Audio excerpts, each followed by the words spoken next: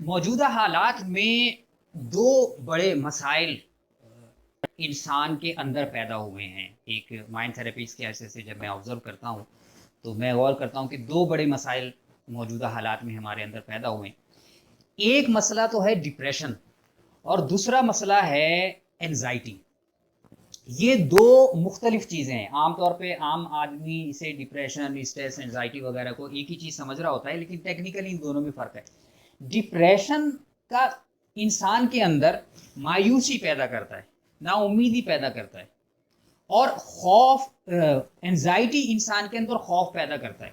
تو جب خوف انسان کے اندر پیدا ہوتا ہے تو وہ خوف انسان کے اندر مایوسی پیدا نہیں کرتا.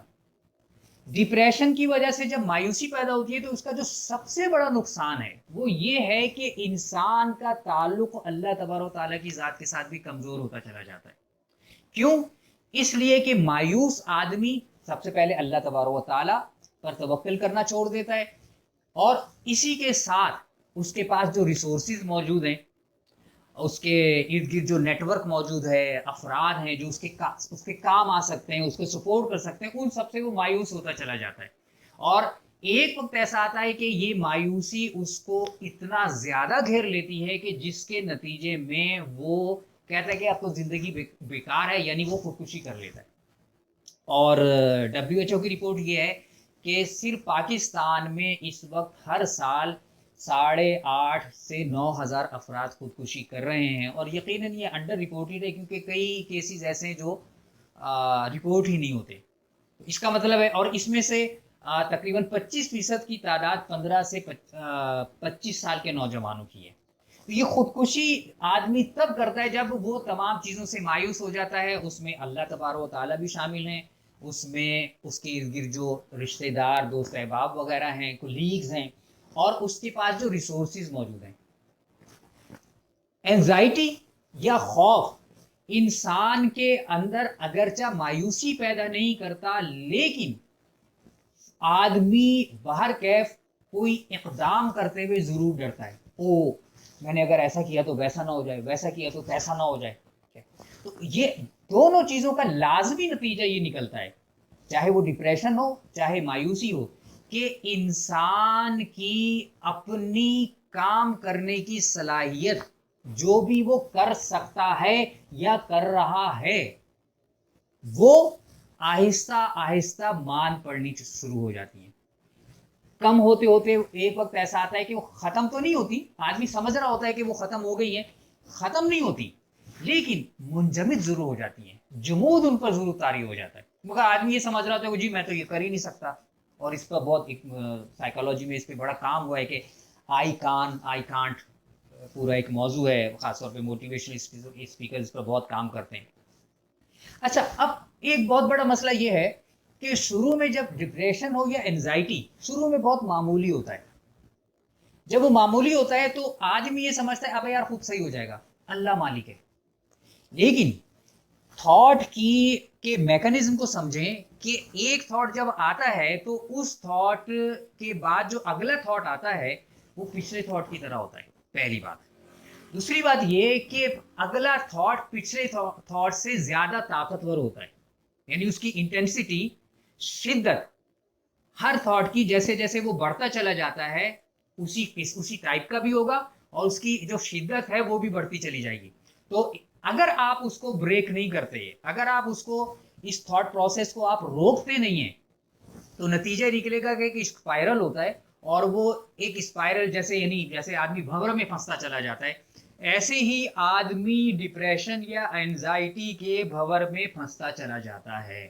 اور ایک وقت ایسا آتا ہے کہ جب آدمی یہ ڈس آرڈر کی کیفیت ہوتی ہے، لیکن ایک وقت ایسا آتا ہے کہ وہ اس بھنور میں اتنا زیادہ پھنس چکا ہوتا ہے کہ وہ ڈس آرڈر سے ڈیزیز میں تبدیل ہو جاتا ہے. پھر اس کے لیے مائنڈ تھراپی کام نہیں کرتی، پھر اس کے لیے باقاعدہ سائیکیٹرسٹ سے رابطہ کرنا پڑتا ہے. تو ہم کیا کرتے ہیں، ہم انتظار کرتے رہتے ہیں کہ ہم جب تک بھنور میں نہ پھنس جائیں ہم اپنے ڈپریشن یا اسٹریس یا اینزائٹی کے لیے کسی مائنڈ تھراپسٹ یا کاؤنسلر کے پاس جانے کے لیے تیار نہیں ہوتے. اور ہم چھوٹے کہتے کیا میں پاگل ہوں؟ بات پاگل ہونے کی نہیں ہے، بات یہ ہے کہ ابھی آپ کا یہ مسئلہ چھوٹا ہے، اس کا آپ علاج کرا لیں گے. ابھی آپ کا تھوڑا چھوٹا ہے، زخم کم ہے، اس کا آپ علاج کرا لیں گے تو آپ کو سرجری کی ضرورت نہیں پڑے گی. لیکن وہی پھوڑا آہستہ آہستہ کینسر میں تبدیل ہو جاتا ہے.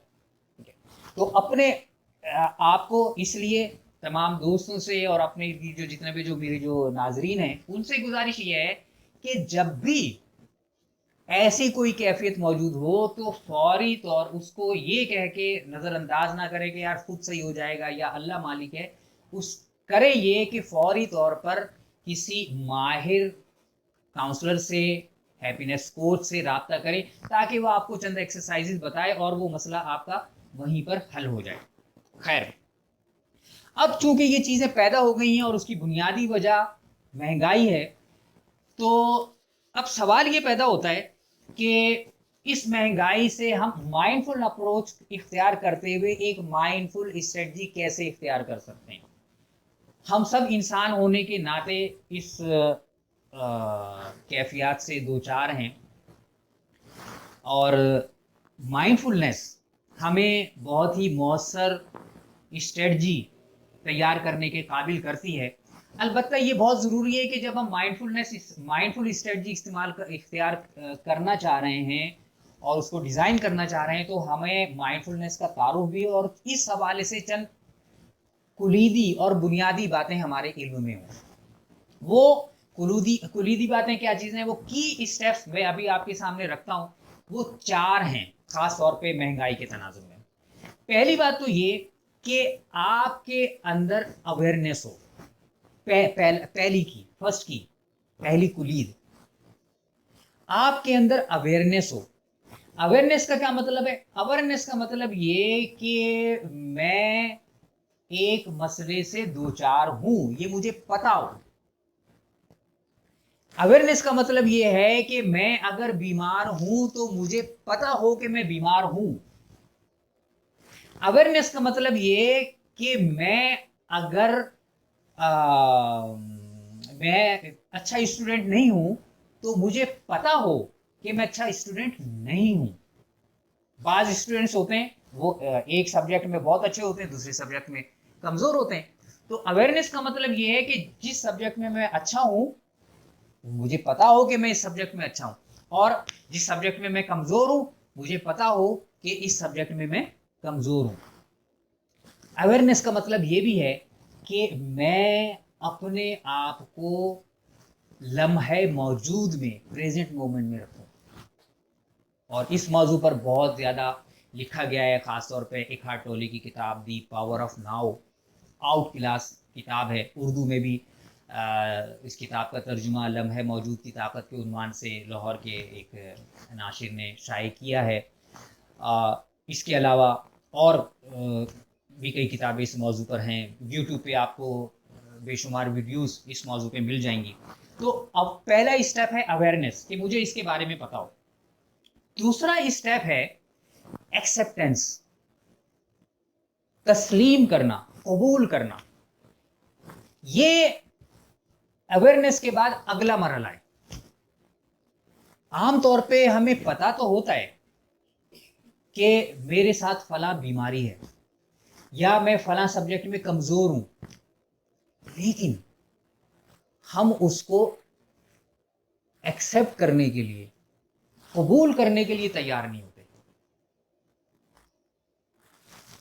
اپنی خامی کو تسلیم کرنا ایک بہت بڑا جگرے کا کام ہے.